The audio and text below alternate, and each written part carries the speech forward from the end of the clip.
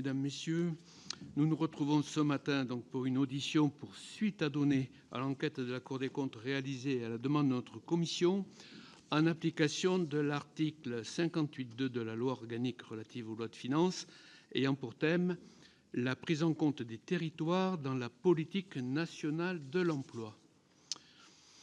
Comme vous le savez, la politique nationale de l'emploi, qui désigne l'ensemble des interventions publiques sur le marché du travail visant à préserver l'emploi et à réduire le chômage, s'appuie sur 4 leviers principaux: les incitations à l'embauche, le soutien aux revenus en cas d'absence d'emploi ou de réduction d'activité, la formation professionnelle, les incitations à l'activité, comme la prime d'activité par exemple. Depuis les années 80, durant lesquelles la massification du chômage a conduit l'administration de l'emploi à prendre en compte la diversité des situations des marchés locaux du travail, la politique nationale de l'emploi cherche à mieux prendre en compte les territoires.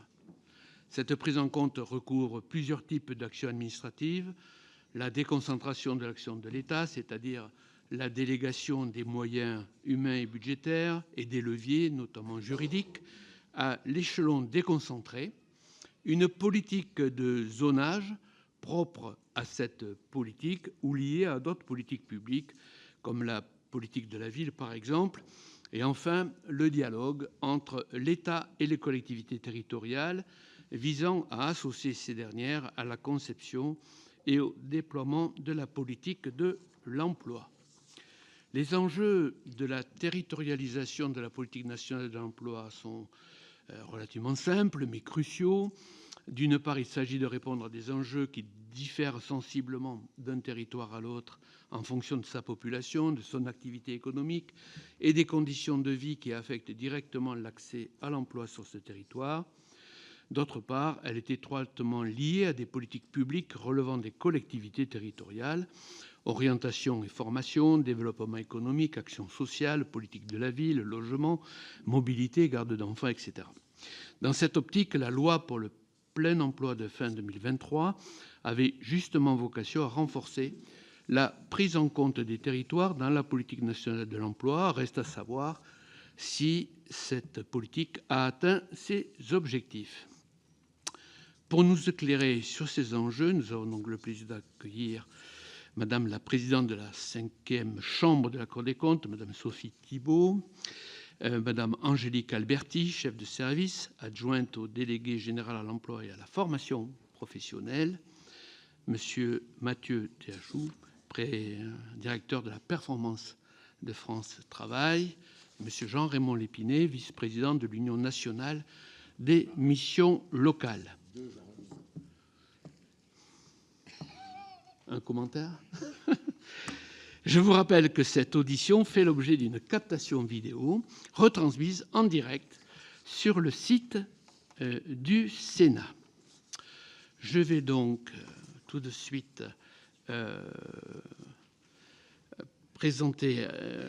demander à chacun effectivement d'avoir d'abord une présentation par la Cour de ses travaux, puis ensuite pour le panel, chacun des intervenants voudra bien essayer d'intervenir dans un délai de 5 minutes en première intervention, sachant qu'il y aura après évidemment une réponse possible aux questions qui seront posées par les sénateurs, qui vous redonnera un temps à peu près de même nature. Alors je vais donner, si vous voulez bien, la parole à Madame la présidente de la 5e chambre de la Cour des comptes. Vous avez la parole, Madame la présidente. Merci, Monsieur le Président.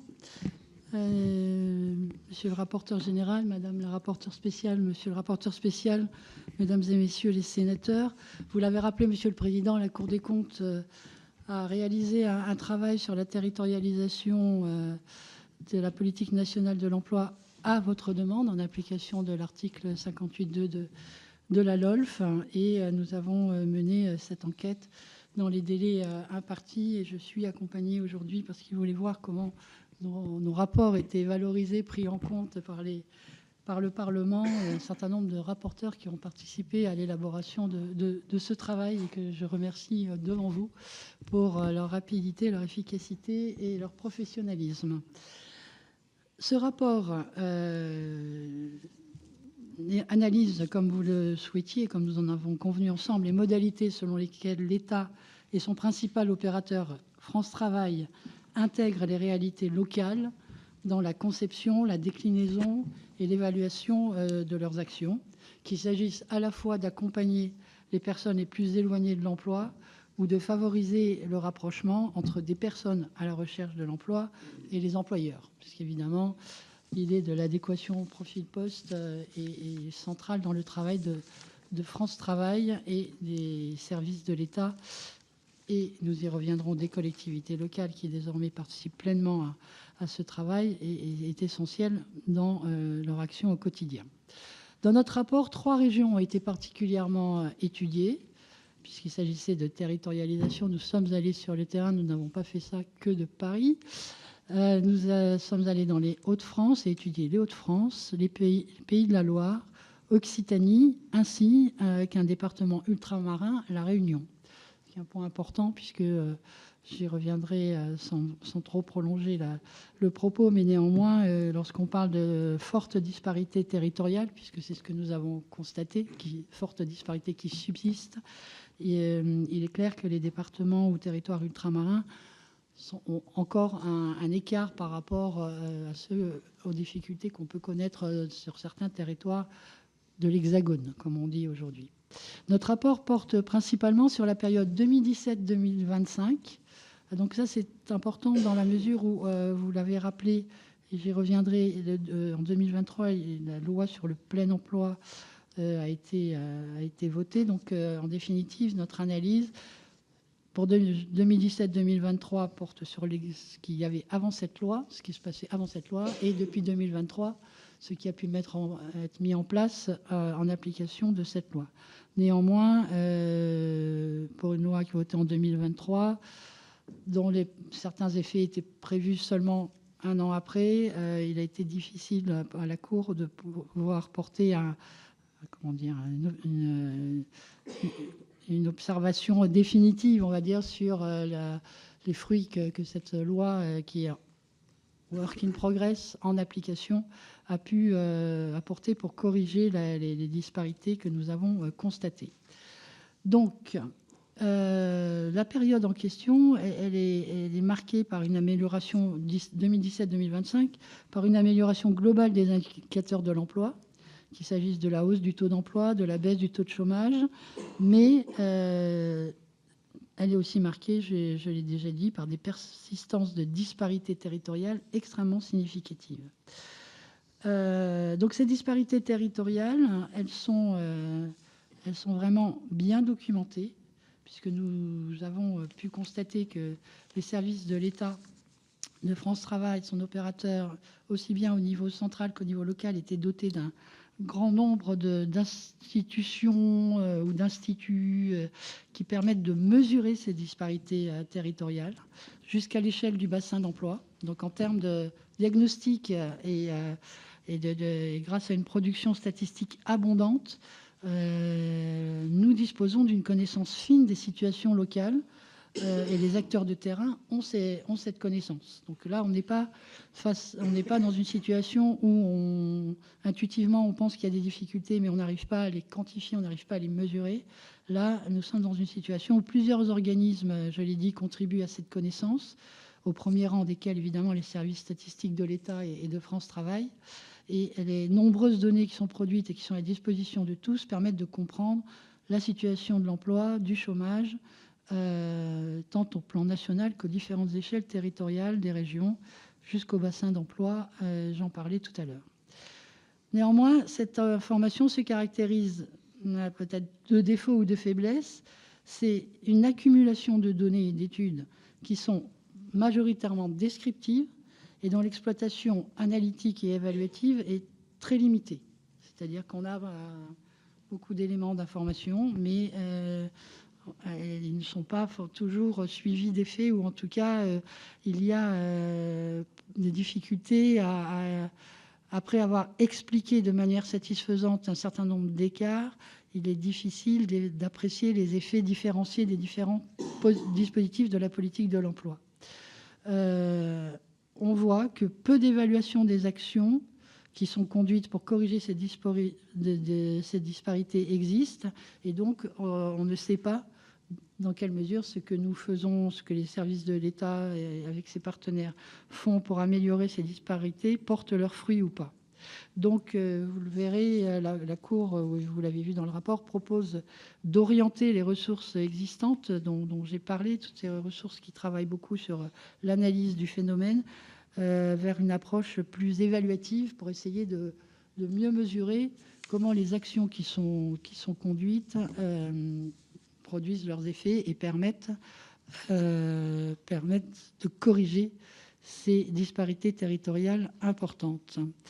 Je l'ai dit, je vais juste faire un petit focus sur les départements d'outre-mer. Ce sont les départements où le taux de chômage est le plus élevé entre 2017 et 2024. Et les documents que les rapporteurs ont pu consulter lors de l'enquête n'expliquent pas les raisons des évolutions différentes d'un département à l'autre et ne permettent pas d'apprécier si les variations sont les effets de dispositifs mis en œuvre localement. Donc ça s'améliore sur certains territoires ou départements d'outre-mer, mais on ne sait pas exactement pourquoi et on ne sait pas si ce sont bien les dispositifs mis en place par les pouvoirs publics qui portent leurs fruits ou si ce sont d'autres considérations plus macroéconomiques qui conduisent à ces résultats.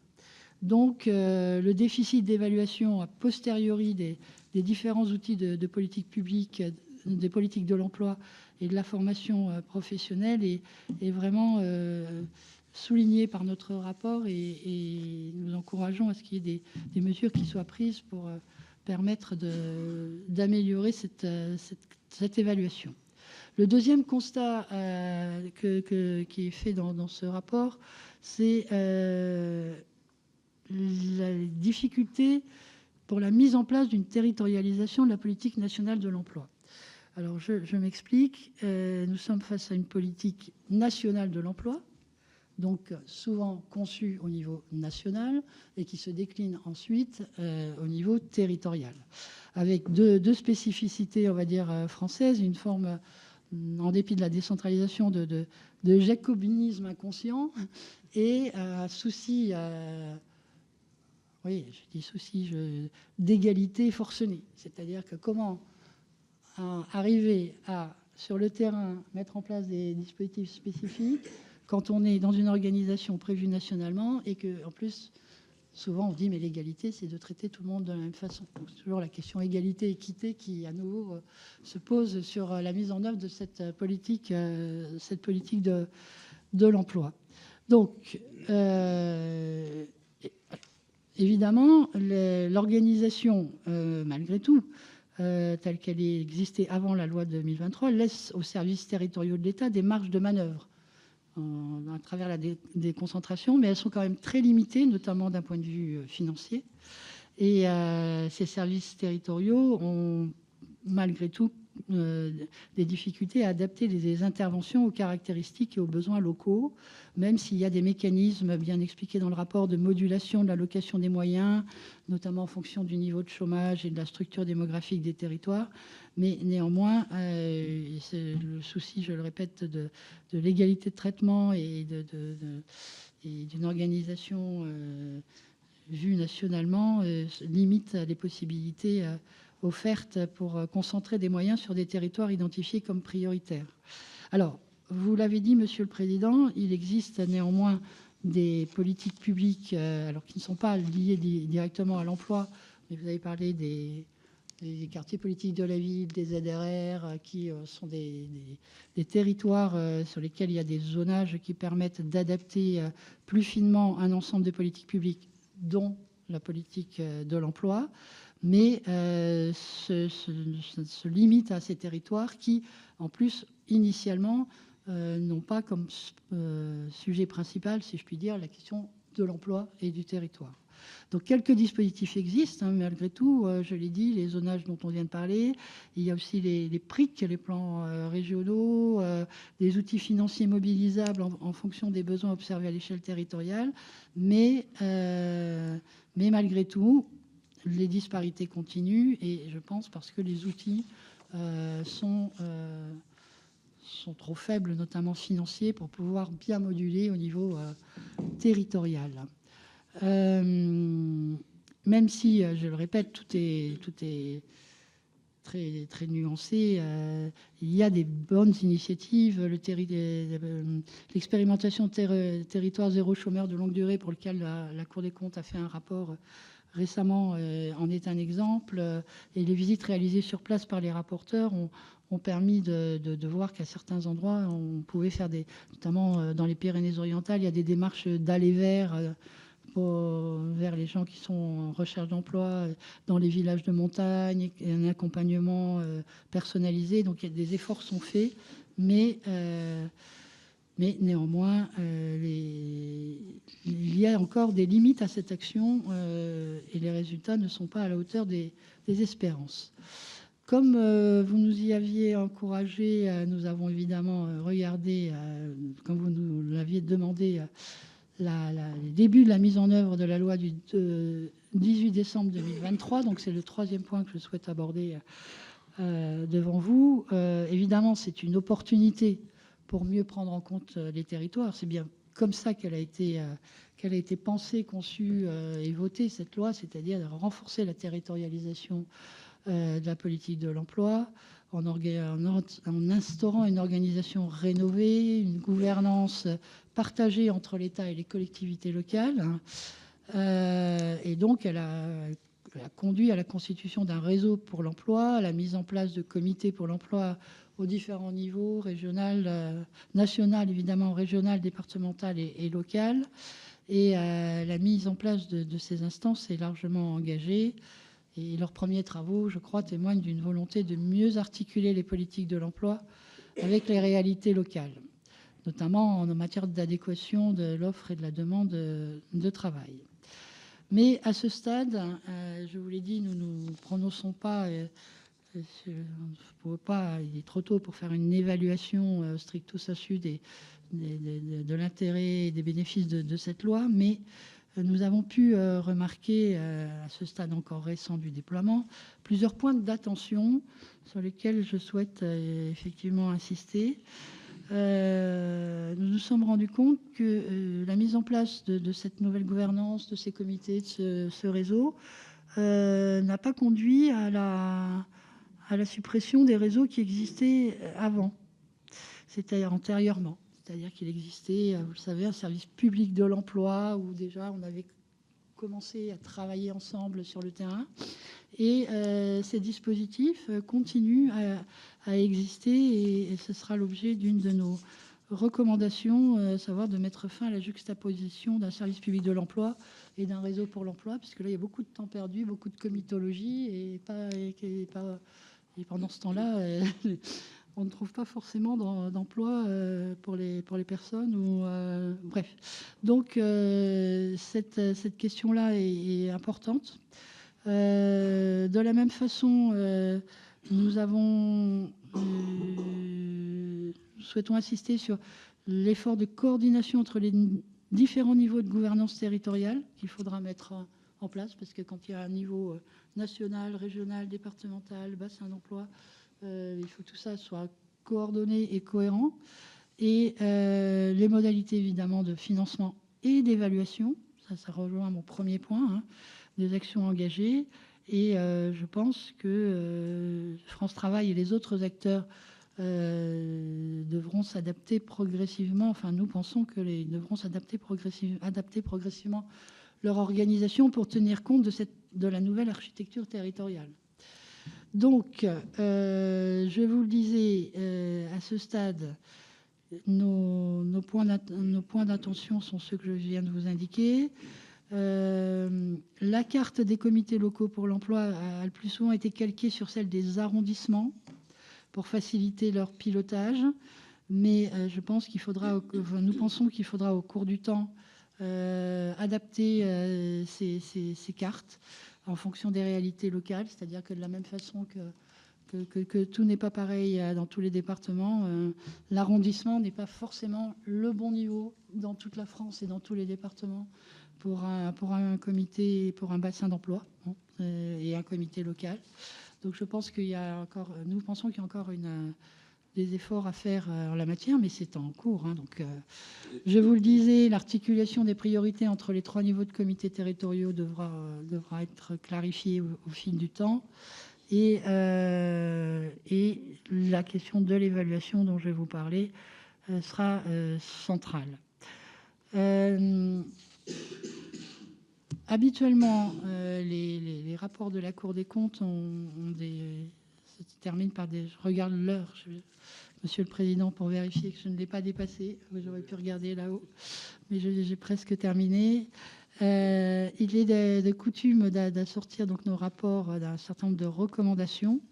Donc nous n'en avons que 2 parce que, comme je le disais, la mise en œuvre de la loi de décembre 2023 est vraiment à ses débuts. Donc ces recommandations, un trop grand nombre de recommandations auraient été contre-performants. Il faut laisser le temps au temps. Donc, nos 2 recommandations sont de mettre fin, donc je l'ai dit tout à l'heure, à la juxtaposition d'un service public de l'emploi et d'un réseau pour l'emploi.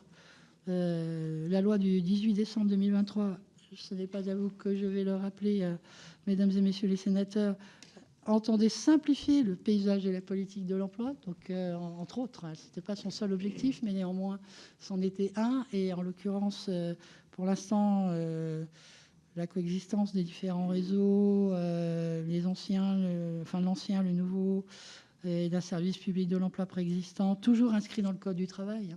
C'est pour ça, parce qu'on pourrait supprimer des comitologies, mais il y a un certain nombre de choses, d'éléments qui sont inscrits dans le Code du travail. Donc, il faut quand même prendre quelques actes pour supprimer ces dispositifs. Donc, tout ceci ne contribue pas à la simplification ni à la clarification du cadre de mise en œuvre de la politique de l'emploi.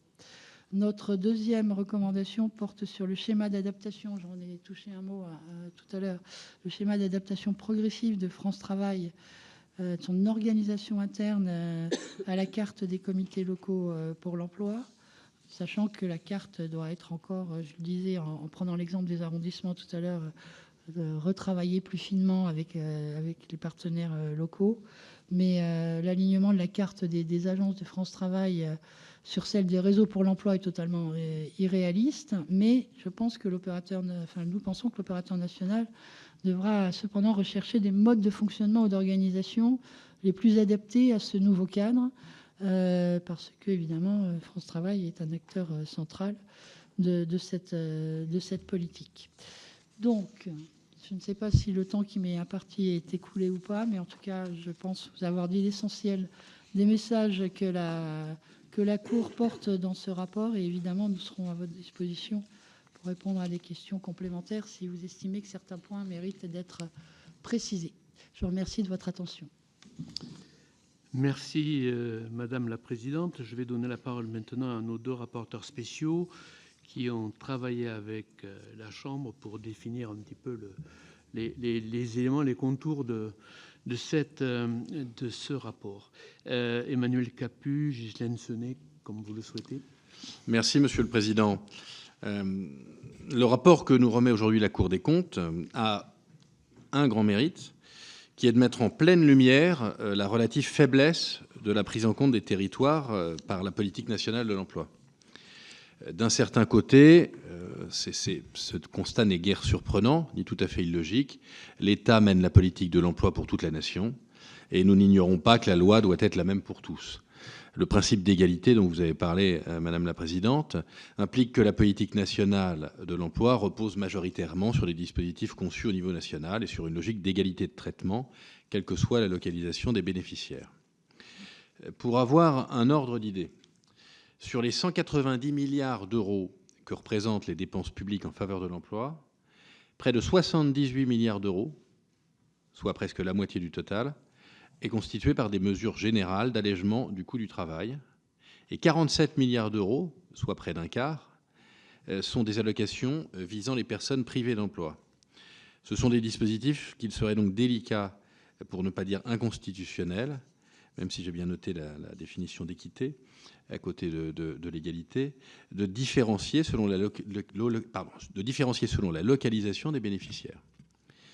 En fait, la Cour des comptes indique que les crédits gérés directement par l'État et qui pourraient faire l'objet d'une adaptation au territoire ne représentent que 10,6% de la dépense totale pour l'emploi mesurée par la DARES.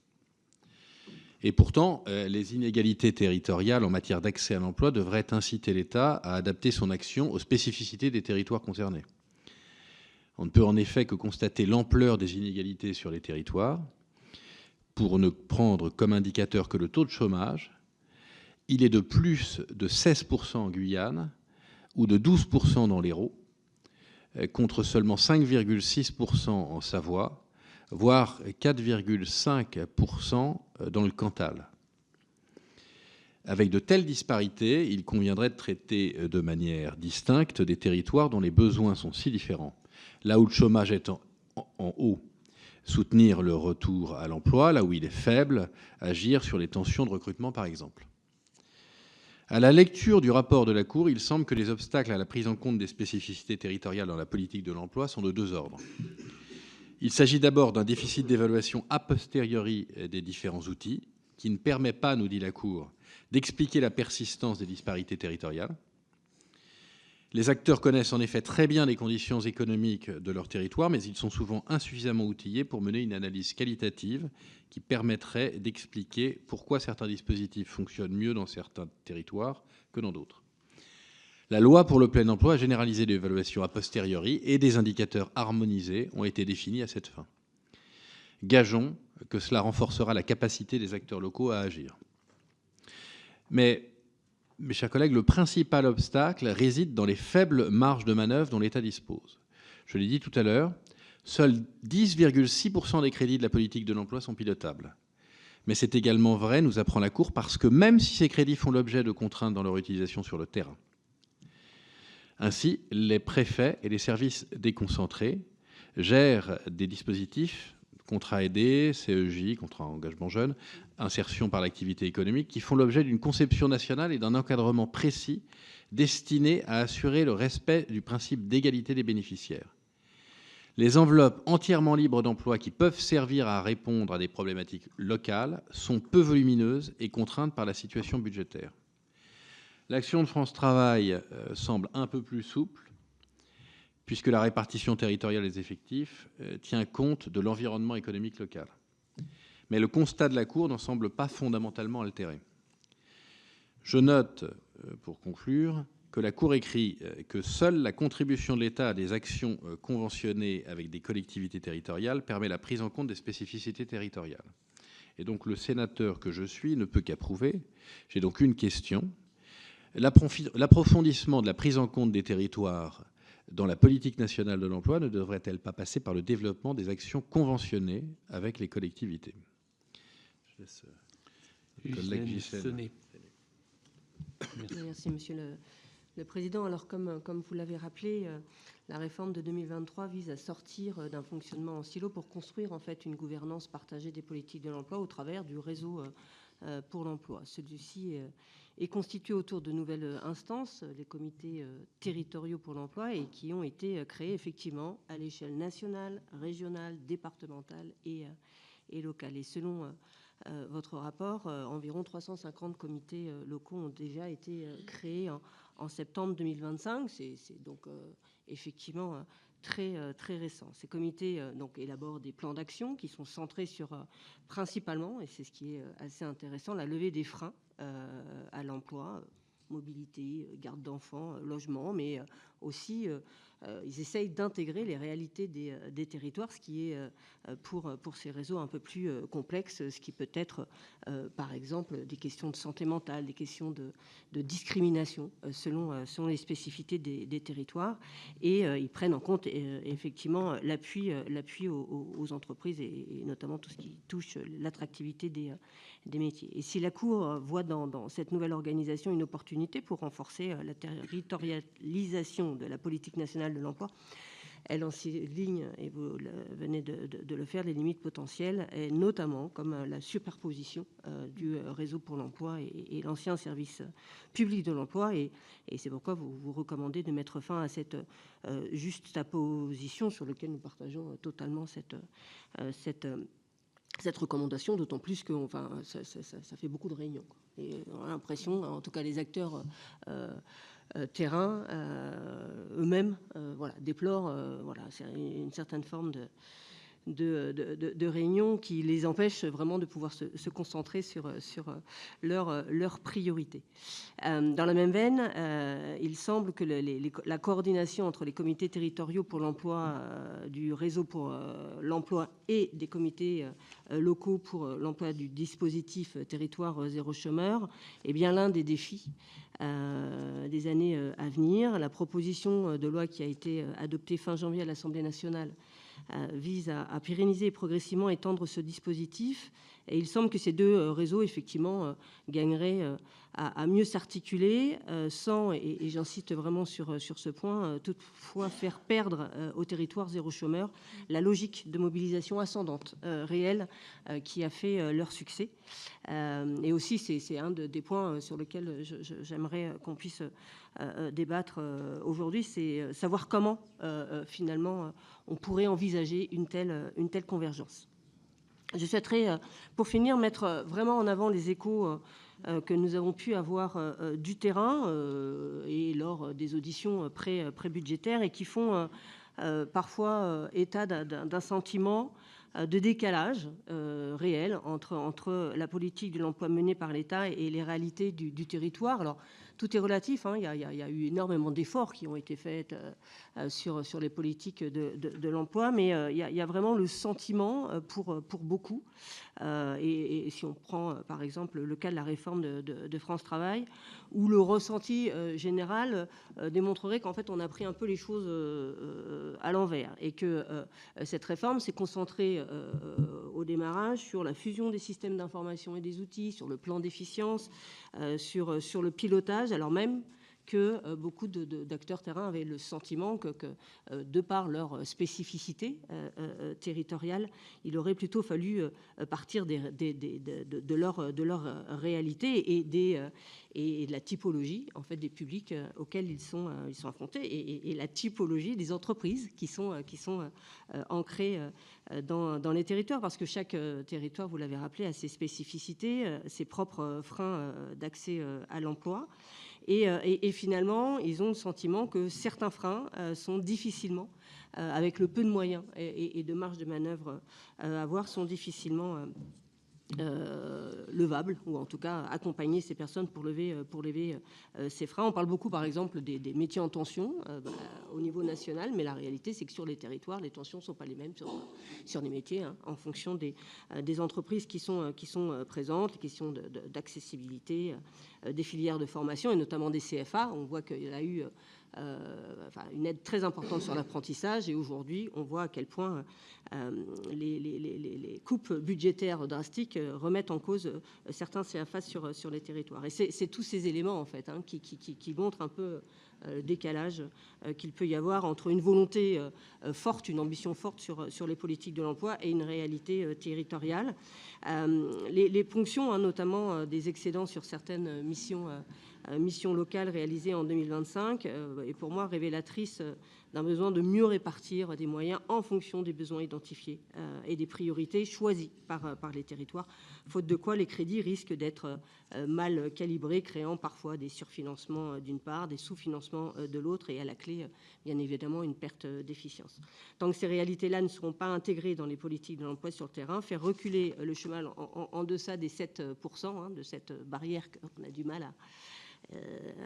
à atteindre, les territoires et leurs allures ont toujours à redire sur les politiques de l'emploi menées. Alors moi, je suis heureuse qu'on puisse débattre, notamment avec la présence de France Travail, mais également de l'Union nationale des missions locales, pour pouvoir répondre et voilà, voir vous, votre ressenti, peut-être ressortir des politiques de chiffres, qui est vraiment le sentiment de beaucoup, pour essayer de travailler vraiment sur les parcours, dans une vraie continuité et permettre d'atteindre, en tout cas pour les acteurs qui sont quand même très très actifs et qu'on voit, la réforme de 2023 amène quand même une volonté à ce que tous les acteurs puissent toujours mieux dialoguer, mais pouvoir atteindre des objectifs qualitatifs pour les personnes en recherche d'emploi.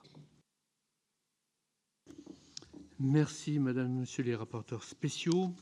Je me tourne maintenant vers la représentante de la délégation générale à l'emploi et à la formation professionnelle.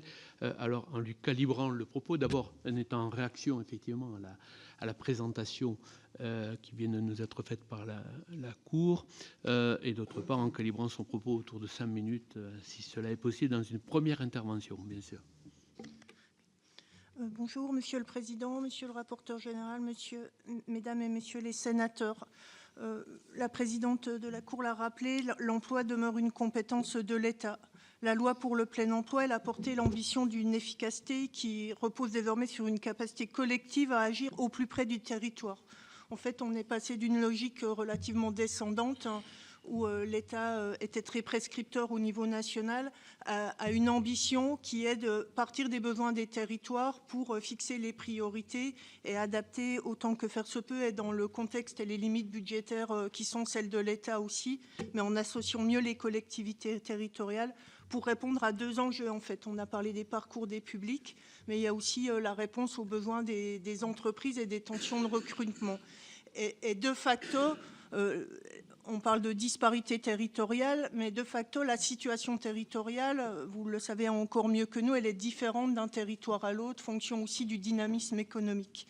Donc c'est toute l'ambition que porte la loi. Donc désormais, en termes de comitologie, ça a été dit, à chaque échelon territorial, régional, départemental et local, les comités territoriaux pour le plein emploi sont mis en place. Et la rupture, c'est aussi que précédemment, dans ce qu'on appelait le service public de l'emploi, ces comités étaient présidés par l'État. Essentiellement, c'était l'autorité préfectorale qui présidait ces comités. Aujourd'hui, c'est coprésidé. Les collectivités y participaient, mais ne coprésidaient pas, tout au moins dans les textes. Aujourd'hui, les collectivités à chaque niveau territorial coprésident ces comités. Alors, ce changement, je crois que le ministre de l'époque l'avait dit, ce n'est pas une décentralisation supplémentaire ni un Big Bang institutionnel, ça porte l'ambition d'un changement profond de méthode. Pour ce faire, alors comment ça se caractérise? Je crois qu'il y avait une question sur le nombre de comités. Tous les comités régionaux sont aujourd'hui installés. Il y a 99 comités départementaux et 360 comités locaux qui ont été construits par les parties prenantes sur le territoire. Et aujourd'hui, déjà, on a peut-être en première réponse une adaptation parfois de ces comités. Il y a beaucoup d'arrondissements qui ont été retenus. C'était aussi une question de gouvernance par l'État, mais on est aussi sur des zones d'emploi et on a quelques exemples de comités locaux qui peuvent couvrir 2 départements par cohérence du contexte économique. Alors, au cœur de cette nouvelle méthode, Madame la Présidente l'a indiqué, figure le diagnostic territorial, parce que de quoi on part, ce diagnostic territorial, c'est quoi? C'est un diagnostic qui est co-construit avec les élus, les opérateurs, les associations. On partage le fait qu'on a beaucoup de données sur le territoire. Je pense qu'on ne demande pas de statistiques. France Travail, qui a désormais en charge le patrimoine commun des réseaux pour l'emploi, alimente aussi ces diagnostics via l'enquête des besoins de main-d'œuvre qui est réalisée annuellement. Mais on a aussi un outil puissant qui est cofinancé généralement par les conseils régionaux et l'État, qui sont les CARIFOREF. Voilà, les CARIFOREF qui disposent d'analyses statistiques, mais qui de plus en plus aussi sont orientés sur l'étude et sans doute un enjeu sur l'évaluation et la mesure d'impact. Alors, c'est ce diagnostic qui permet d'articuler priorités nationales, alors qui portent sur les publics, notamment jeunes, seniors, BRSA et les besoins locaux. Pour déployer ces ambitions, donc, la loi elle institue un réseau pour l'emploi. Aux côtés de ce réseau resserré, on a les acteurs qui sont l'État, les collectivités, France Travail, Mission Locale et Cap Emploi. On a un réseau élargi qui, à chaque niveau territorial, rassemble les acteurs du champ de la formation et de l'insertion sociale professionnelle, qui sont porteurs de solutions pour une approche plus intégrée de l'accompagnement des personnes et de la réponse aux besoins des employeurs.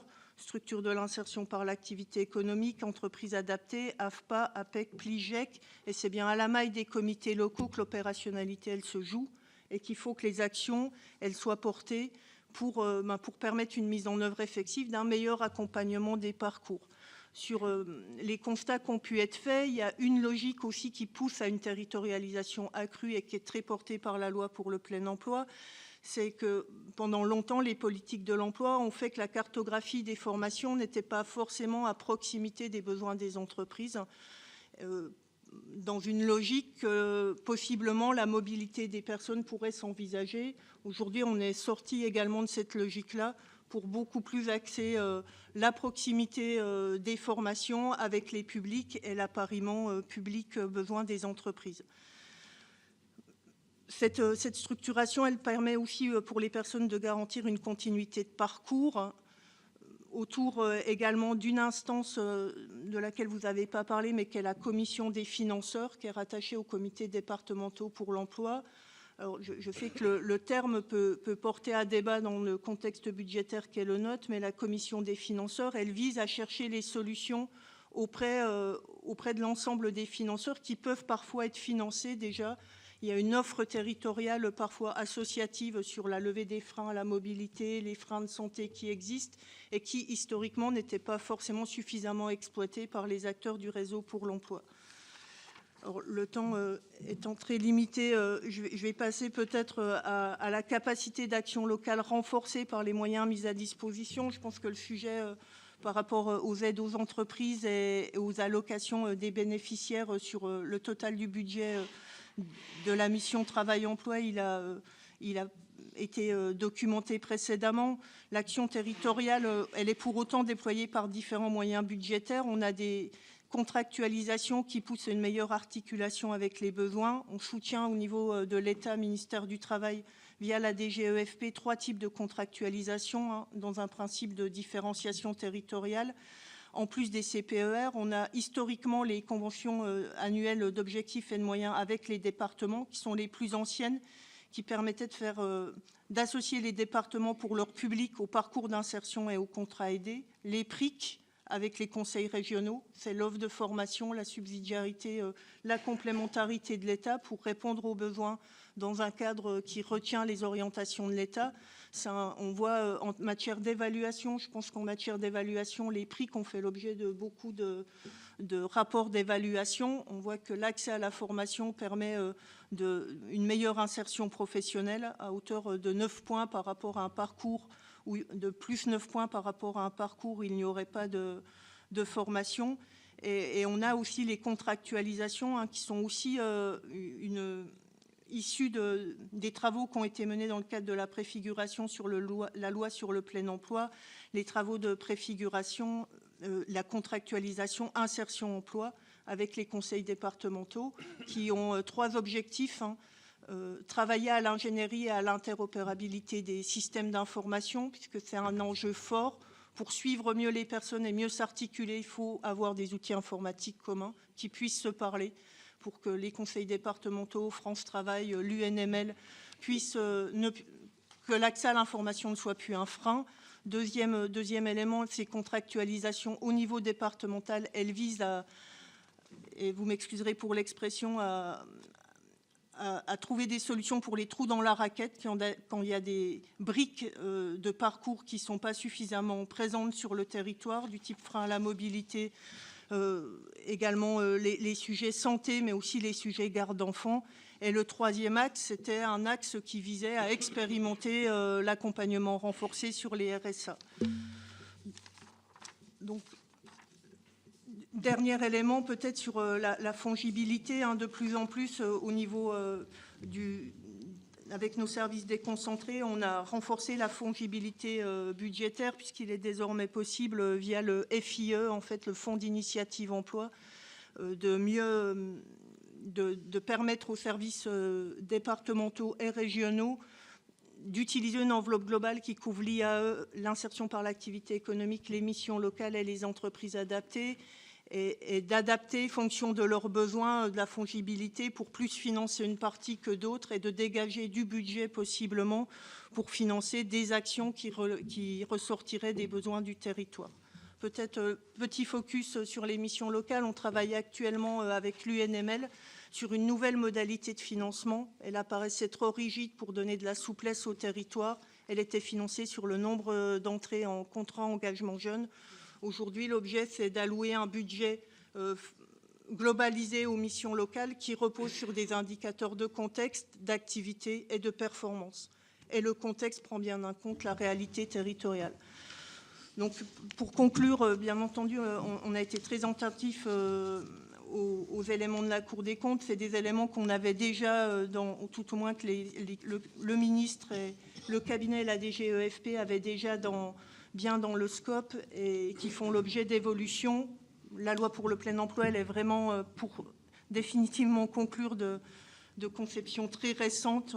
Il y a des évolutions et je pense que voilà, les voies sont ouvertes pour renforcer la territorialisation de nos politiques. Merci, merci madame. Je vais donner la parole maintenant au représentant de France Travail, monsieur Théachou. Je recommande quand même, quand on utilise, vous l'avez fait d'ailleurs à partir d'un certain moment, quand on utilise les acronymes, dire de quoi il s'agit, parce que ceux qui nous écoutent n'ont pas tous le même niveau d'information. Merci.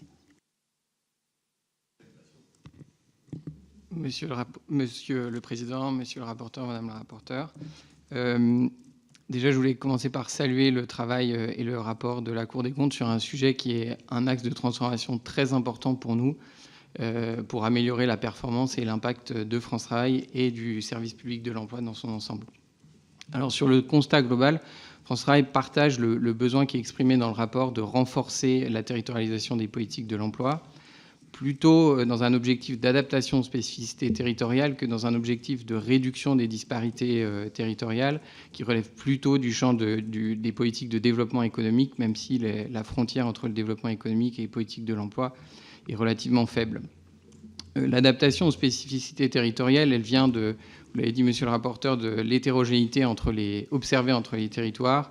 Pour redonner quelques exemples, entre les herbiers en Pays de Loire, où le chômage est inférieur à 4%, et les tensions de recrutement sont très élevées, à Saint-Quentin dans l'Aisne, où le taux de chômage est supérieur à 10%, en Guadeloupe, où il approche les 20% avec un taux de chômage des jeunes supérieur à 40%, ou à Pontarlier, où la majorité des demandeurs d'emploi cherchent un travail de l'autre côté de la frontière. Donc, fort de ces situations différentes, on pense qu'à situations différentes, la frontière suisse, à situations différentes, il faut avoir une réponse différente du service public de l'emploi, une stratégie différente, et donc avoir des décisions au plus proches, qui sont prises au plus proche du terrain pour s'adapter à ces spécificités territoriales. Alors, on partage aussi le constat que la loi plein emploi et la gouvernance du réseau pour l'emploi, c'est un véhicule de transformation très important pour améliorer la territorialisation des politiques de l'emploi. L'enjeu, c'est surtout de faire de cette gouvernance du réseau pour l'emploi, plus qu'une gouvernance institutionnelle qui peut parfois causer des frustrations sur le temps qui lui est dédié, d'en faire une gouvernance opérationnelle, c'est-à-dire qui identifie les priorités d'action sur les territoires, qui priorise les dispositifs à mettre en place sur le territoire pour répondre à ces enjeux spécifiques, qui travaille à une forme de mutualisation et de rationalisation de l'offre de solutions dans les territoires, et qui fait un suivi de l'impact en continu des dispositifs mis en œuvre et les fait évoluer en fonction de l'impact observé. Donc c'est vraiment dans ce principe un peu d'ascendance et de subsidiarité qu'on approche ces comités du réseau pour l'emploi. Ascendance dans le sens où le besoin doit être identifié au plus proche des territoires, et subsidiarité dans le sens où la compétence vis-à-vis du financement de certains de ces dispositifs est parfois au niveau départemental pour les dispositifs autour de l'insertion et au niveau régional pour les dispositifs autour de la formation. Pour aller vers une gouvernance plus opérationnelle, France Travail, dans le cadre de sa fonction d'appui, développe des outils, notamment le tableau de bord du réseau pour l'emploi, qui permet aujourd'hui de mesurer des indicateurs de résultats dans l'ensemble des comités territoriaux, qu'ils soient au niveau local, départemental ou régional. Et puis surtout, de développer une culture et d'outiller une culture du pilotage par l'impact. On l'a dit, la donnée est très riche dans les territoires, mais conduit assez souvent à une logique un peu d'observation ou de contemplation de la donnée, plutôt que d'utilisation de la donnée pour prendre des décisions vis-à-vis des dispositifs à déployer. Et donc l'enjeu, c'est de pouvoir mesurer l'impact ou la valeur ajoutée des dispositifs dans tous les territoires, les comparer au coût de ces dispositifs et prendre des décisions dans les territoires sur les dispositifs à renforcer et les dispositifs, au contraire, à arrêter ou à faire évoluer. Sur cet enjeu de gouvernance opérationnelle, donc la majorité des comités locaux aujourd'hui sont installés et sans doute ce qui est plus important, c'est que plus de 80% d'entre eux aujourd'hui ont une fiche action. Donc on définit une action prioritaire à mener sur leur territoire et en moyenne, c'est 3 fiches actions par comité local aujourd'hui. Et pour finir, sur les enjeux plus internes de France Travail, vous l'avez souligné, il y a un enjeu autour des marges de manœuvre et la capacité du coup à territorialiser, notamment dans les agences, les politiques de l'emploi. Alors historiquement, on a toujours cherché à territorialiser un certain nombre de l'allocation des moyens. C'est le cas des effectifs, les ressources humaines, qui sont aujourd'hui et depuis plusieurs années allouées en fonction de la charge de chaque territoire, que représente chaque territoire, mais bonifiées en fonction de la situation spécifique du territoire, les territoires plus en difficulté ayant plus de ressources que les territoires ayant moins de difficultés. Nous avons aussi une enveloppe qui est à la main en termes de budget d'intervention des agences.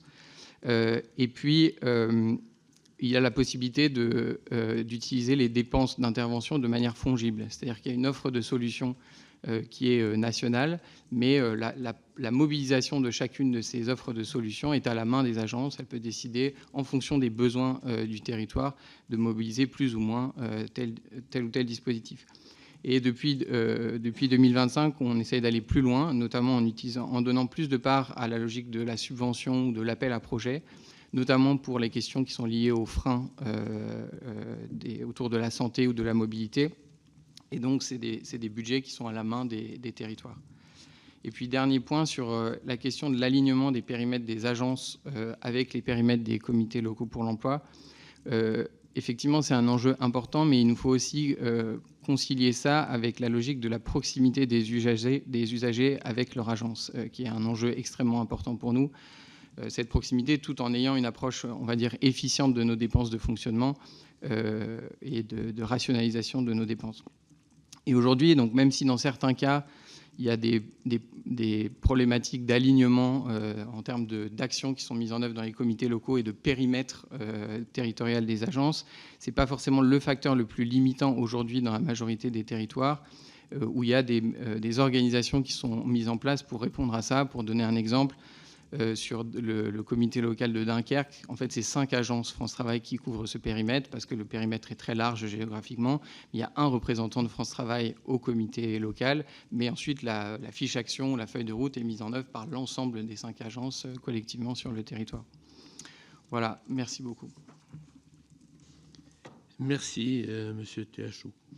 Je vais donner maintenant la parole à Jean-Raymond Lépinay, donc pour l'Union nationale des missions locales, qui pourra réagir, donc, étant dernier intervenant, à la fois à l'étude de la Chambre et à la fois aux propos du ministère sur les nouvelles façons de fonctionner pour les missions locales, ce qui vous est proposé. Merci, Président.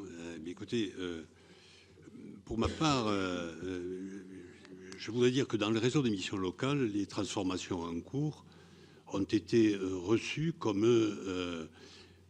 une réalisation de choses qui étaient déjà inscrites dans nos pratiques de manière extrêmement étroite.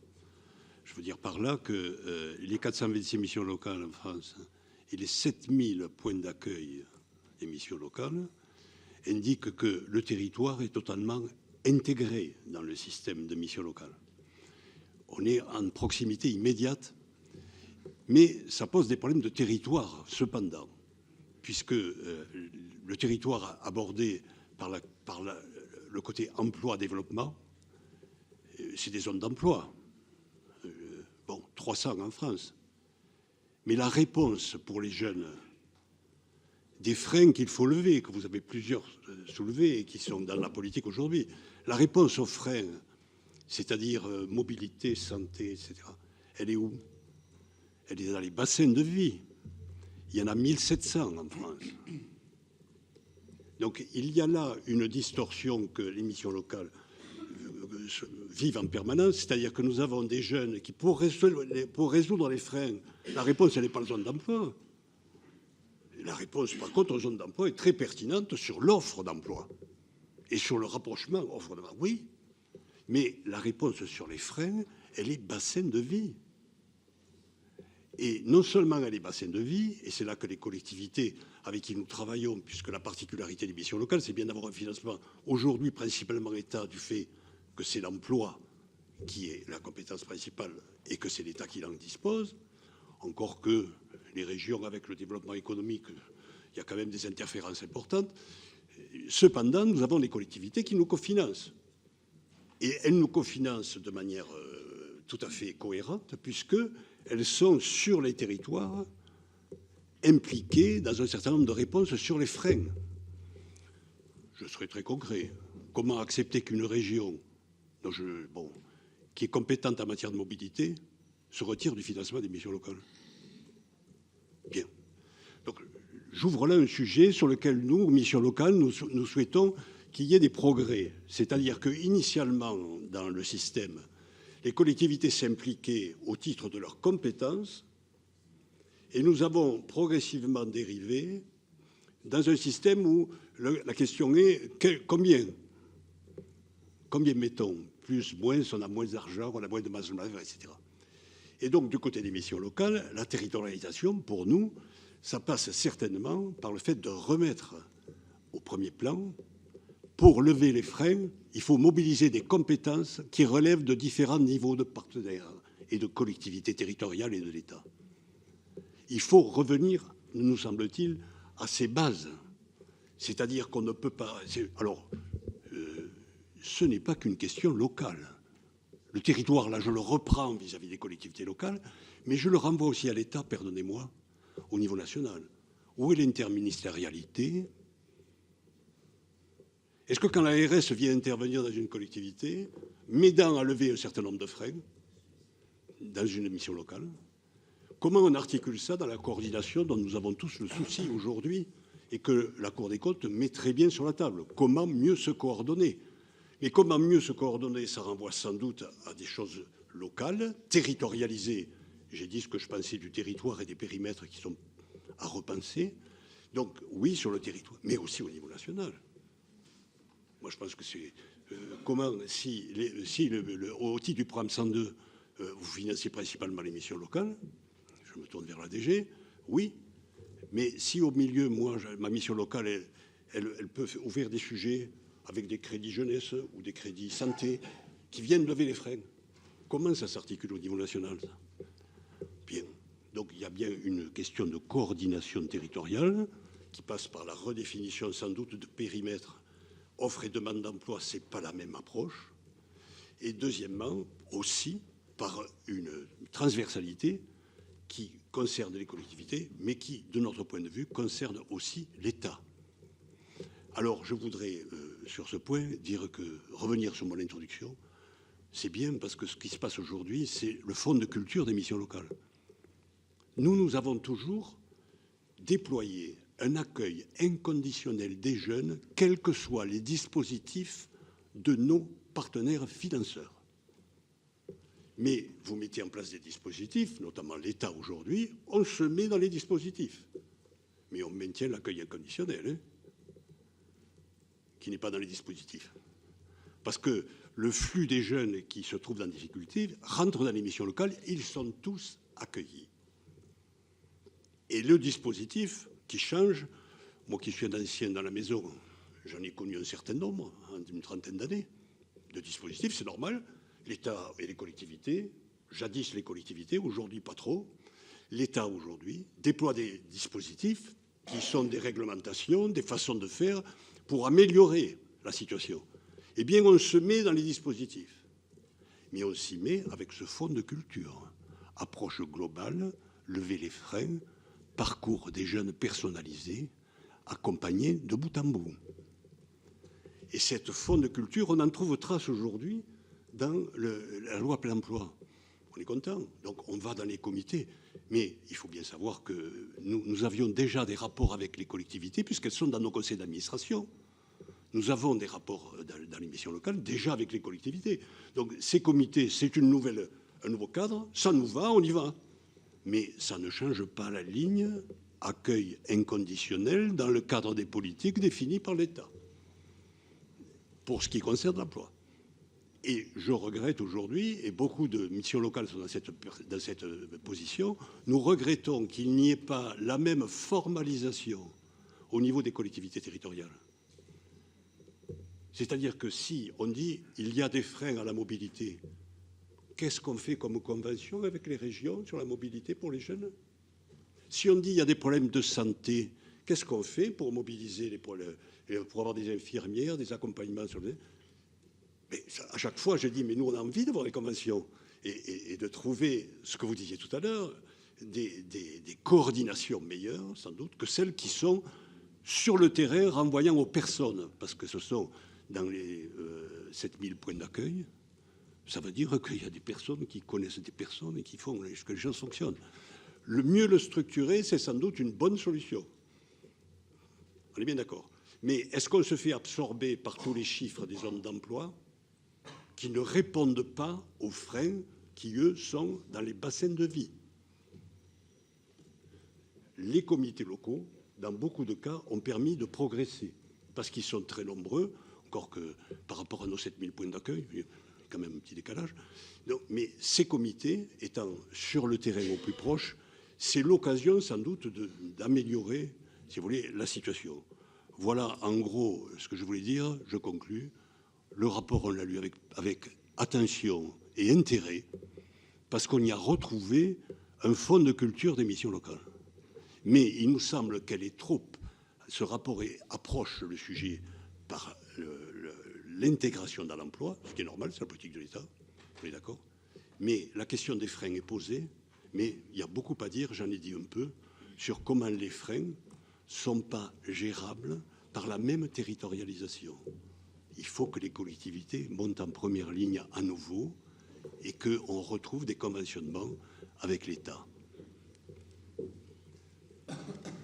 Merci, Monsieur le Vice-président. Je vous propose donc qu'on va ouvrir le débat avec les collègues et on va commencer avec le rapporteur général et je donnerai ensuite la parole à notre collègue Frédérique Puissat, dont je salue la présence. Merci d'être venu, chers collègues, rapporteur pour avis au nom de la Commission des affaires sociales. Oui, merci, Monsieur le Président.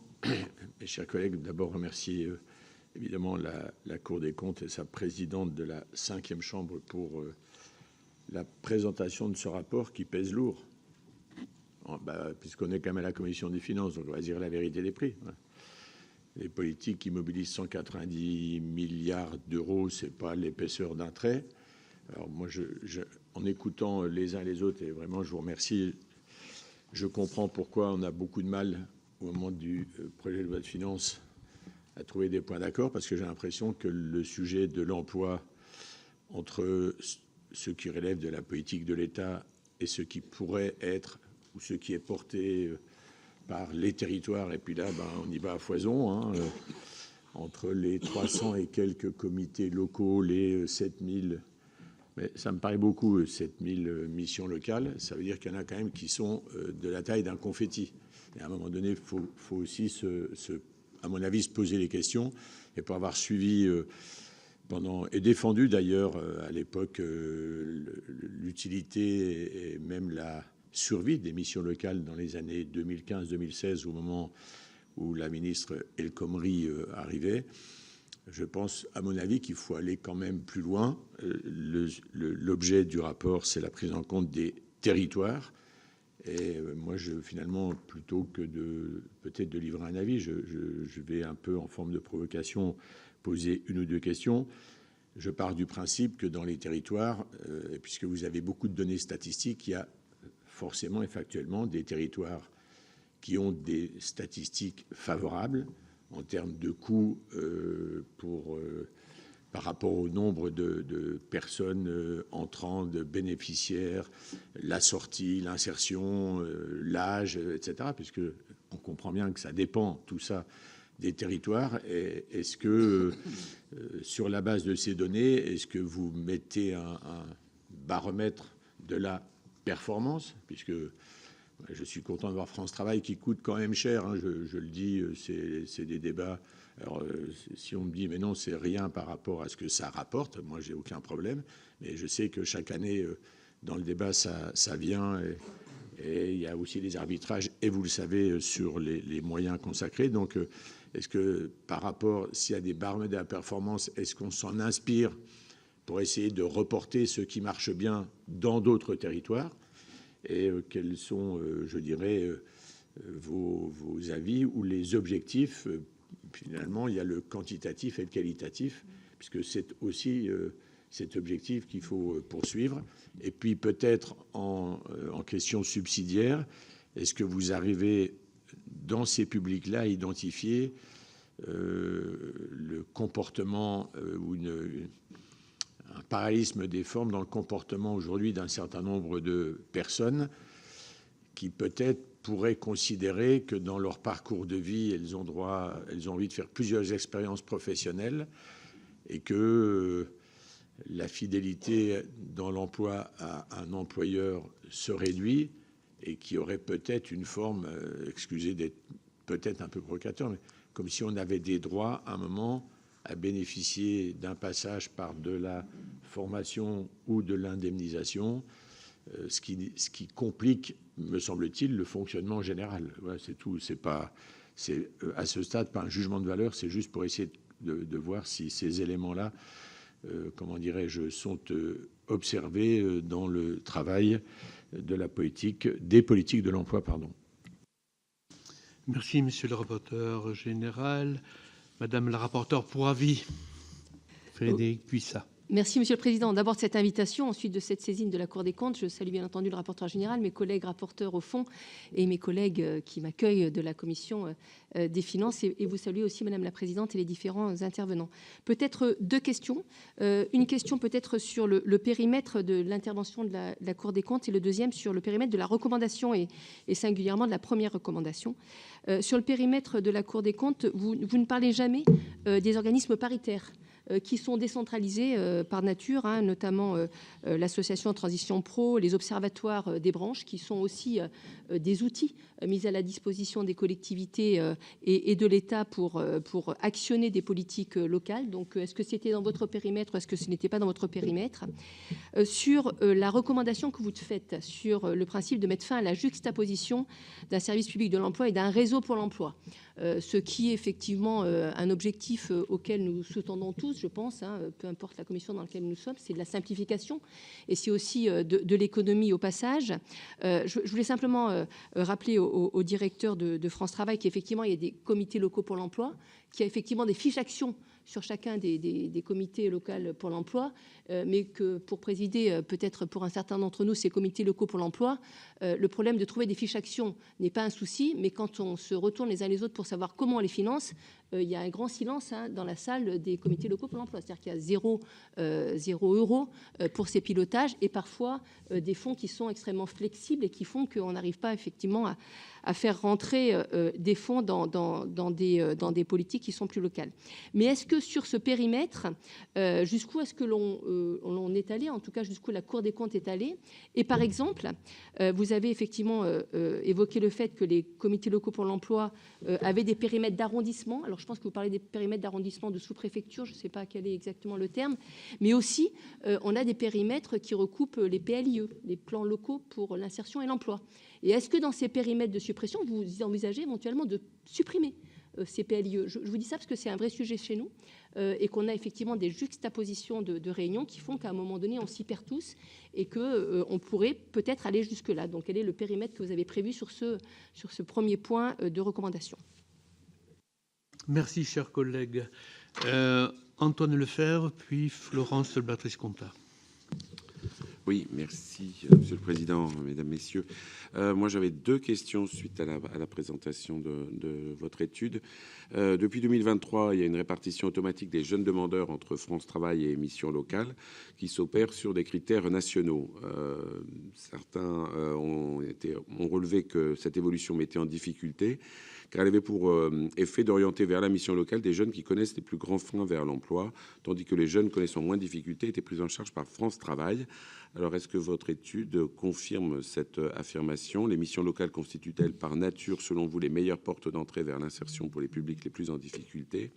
Ou est-ce plutôt un effet de bord à corriger? J'aimerais avoir votre avis sur ce sujet. Et puis, comme vous le signalez d'ailleurs dans votre étude, je crois que c'est à la page 48, les opérateurs locaux disposent de marges de manœuvre financières réduites, avec notamment une faible fongibilité des financements entre eux, avec notamment le fonds d'initiative territoriale et le fonds d'inclusion pour l'emploi.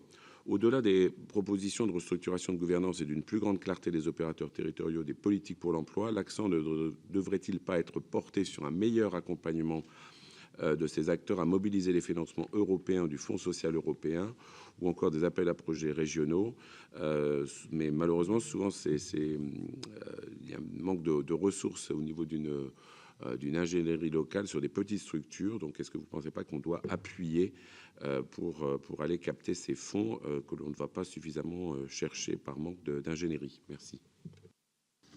Merci Antoine. Florence Béatrice-Contat, puis Éric Jean-Sanetas. Merci, Monsieur le Président, et merci aux différents intervenants. J'aurais peut-être deux questions à France Travail. C'est vrai que le rapport de la Cour des comptes reconnaît que France Travail est sans doute l'acteur qui prend le plus en compte les spécificités territoriales, notamment dans la répartition des moyens humains et l'observation du marché du travail. Il souligne néanmoins que votre action reste fortement contrainte par les dispositifs conçus au niveau national. Donc, le modèle de répartition des effectifs et des moyens de France Travail permet-il, selon vous, de répondre suffisamment aux territoires les plus en difficulté, ou atteint-il aujourd'hui ses limites? Et sénatrice Delin, j'aurais une question plus précise et je souhaiterais me faire l'écho des difficultés en termes d'accompagnement des travailleurs frontaliers qui souhaitent retrouver un emploi en Suisse. Le fonctionnement du marché du travail en Suisse revêt des particularités, notamment en termes de critères de recrutement. Et là, l'adaptation aux spécificités territoriales est essentielle. Donc, quels sont les dispositifs mis en place pour accompagner ces travailleurs dans les agences concernées? Quelles expertises sont développées dans ces agences sur le marché du travail suisse, mais ça vaut aussi pour les autres territoires frontaliers? Et peut-être, voilà, pour France Travail, peut-être une question aux missions locales. Bon, il semble que certaines craintes liées à la loi aient été levées. Donc, comment est-ce que vous percevez votre place dans le nouveau réseau pour l'emploi mis en place? Et vous avez évoqué la place des collectivités territoriales et peut-être une meilleure coordination pour lever tous les freins. Donc, quelles évolutions concrètes en termes de gouvernance, de financement ou de simplification seraient nécessaires, selon vous, pour renforcer l'efficacité de l'action des missions locales? Merci Florence. Éric Jean-Sanetas, Michel Canvet. Merci Monsieur le Président. Alors mon intervention va être plus courte puisque Béatrice vient de me prendre la question, notamment. Donc je vais apporter un témoignage. Je remercie tous les intervenants. Sénateur de la Creuse et également depuis maintenant 25 ans président d'une mission locale, de la mission locale de la Creuse. Donc j'apporte un témoignage puisque la question est posée sur on apprend à marcher, on apprend en marchant en fait cette relation entre mission locale, France Travail, les coordinations, ce qui va complètement dans le sens du rapport. Et mon témoignage est simple, c'est que nous apprenons tranquillement à travailler ensemble. Et dans le département de la Creuse, en tous les cas, ça fonctionne plutôt bien avec des travaux en commun. Mais cette relation de confiance, elle existait depuis bien avant. Et moi, j'ai une question quand même avec Madame la chef de service de la DGEFP, c'est ce mode de financement, puisque d'ailleurs, notre commission des finances, dans un rapport Patria-Requier, avait à un moment, enfin, il y a quelques années maintenant, souhaité que le financement soit stabilisé en direction des missions locales en tenant compte des spécificités territoriales. Et ce que j'ai pu entendre me rassure un peu, puisque actuellement, nous sommes financés un peu de manière descendante avec des critères nationaux et sans prendre trop en compte les spécificités territoriales. Donc voilà, j'aurais peut-être aimé avoir quelques précisions sur ce que vous avez indiqué en fin d'intervention. Madame Alberti, merci. Merci Éric. Michel Canvet, je n'ai pas d'autres demandes. Michel Canvet. Merci Monsieur le Président. Je remercie également la Cour pour les éclairages et le travail mené. Pour ce qui concerne le département du Finistère dont je suis élu, je dois dire que il me semble que les relations au niveau de France Travail se passent plutôt bien. En tout cas, les relations avec les parlementaires se passent bien et j'observe aussi une certaine évolution dynamique de l'action de France Travail, notamment allant vers les demandeurs d'emploi dans les territoires les plus en difficulté. En tout cas, j'ai eu l'occasion de le constater.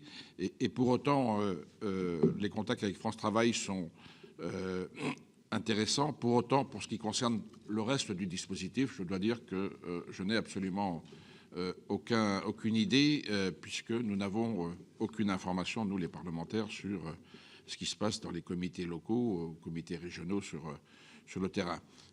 Alors, ça c'était l'exemple local. Pour les sujets que je voulais aborder, c'est concernant la première recommandation de la Cour.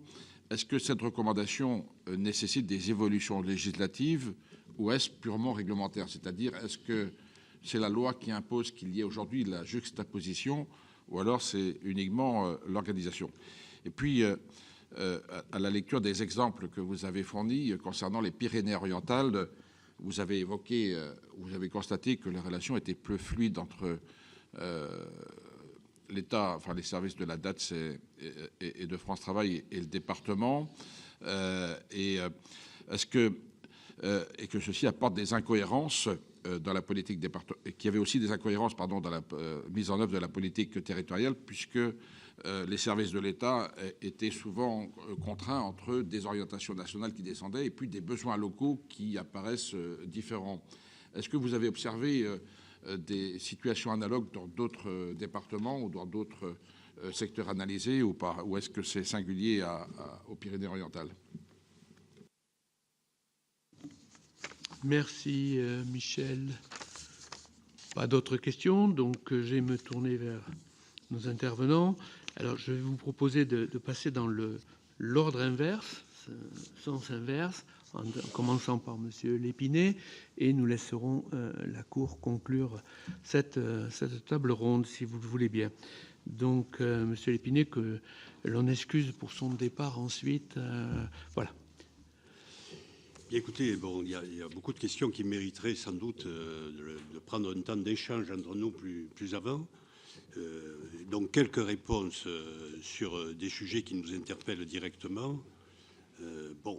Vis-à-vis de France Travail, nous avons, dans l'historique des missions locales, toujours une collaboration, ce qui a été rappelé, qui, sur les territoires, existait. La mettre en forme dans des formes qui correspondent à ce que souhaite le législateur aujourd'hui et qui est mise en place, oui. Mais c'est vrai que ceci existait déjà, c'est-à-dire que les relations étroites entre France Travail et missions locales sont dans un certain nombre de territoires extrêmement fortes. Donc, reformulons-les dans le cadre juridique nouveau, pas de problème, on est partant pour avec une réserve. Ne multipliez pas les contraintes administratives. Un conseiller qui reçoit un jeune aujourd'hui a un quart de son temps consacré à du reporting. Est-ce que c'est raisonnable? Est-ce qu'il ne faut pas faire attention de maîtriser ce temps administratif par rapport au temps consacré au métier lui-même? C'est ma limite sur les nouveaux dispositifs. Concernant les collectivités territoriales, comment faire? Eh bien, ça a été esquissé, c'est d'ailleurs entre les lignes dans plusieurs conventions pour coordonner. Passer des conventions avec des financements renvoyant aux compétences des collectivités, avec des programmes, des actions, selon leur liberté d'organisation et de politique, qui nous donnent des objectifs. Pourquoi seul l'État, aujourd'hui, nous donne des objectifs? Alors que sur les levées des freins, on a bien besoin d'avoir des objectifs des collectivités territoriales, avec des pluriannualités. Certaines régions l'ont fait, certains départements l'ont fait, certaines collectivités de premier niveau l'ont fait. Est-ce qu'il ne faut pas, là-dessus, progresser? Vis-à-vis de l'État, comment, vis-à-vis des missions locales, progresser? Alors, oui, la loi sur le service public, nous, on y tient. Parce que nous sommes le service public d'accueil des jeunes. Donc, la définition des missions locales, service public d'accueil des jeunes, évidemment, c'est très important. Et je dis ça pas tout à fait au hasard, parce que l'envahissement des appels à projets, dont certains d'ailleurs m'interrogent quand ils viennent sur le socle du service public accordé par le texte du Code du travail. Mais le fait d'avoir des appels à projets avec d'autres organismes qui viendraient dans le système, il ne faut pas que ça nous recomplexifie alors qu'on est en train de récoordonner les choses avec les comités locaux. Donc je dis simplement, nous, la tâche du service public de principe, ça nous va bien, hein, je veux dire. Donc voilà. Donc il faut voir qu'est-ce qu'on dit quand on service public et LPE. Oui, mais le service public, c'est le plus important, me semble-t-il. Alors, simplement, pour conclure, 7000 points d'accueil, ce n'est pas 7000 missions locales. Hein. Il y a 426 missions locales et il y a 7000 points d'accueil. Par exemple, chez moi, en Haute-Garonne, il y a 2 missions locales, 10 antennes dans la mission locale Haute-Garonne, 60 points d'accueil et un minibus. Voilà la totalité du système dans lequel nous sommes. Donc, je dis simplement, ceci doit être intégré dans le nouveau système. Et nous espérons, d'une part, qu'on sorte de l'égalité de traitement pour rejoindre l'égalité des droits. Parce que si un jeune a le même droit dans 2 territoires, les moyens à mettre en œuvre pour faire le traitement du sujet ne sont pas les mêmes.